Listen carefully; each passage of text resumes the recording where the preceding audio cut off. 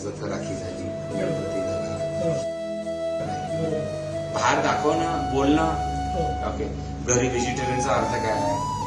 मी आजच्या तारखेला no alcohol, no drugs, non-veg no, no.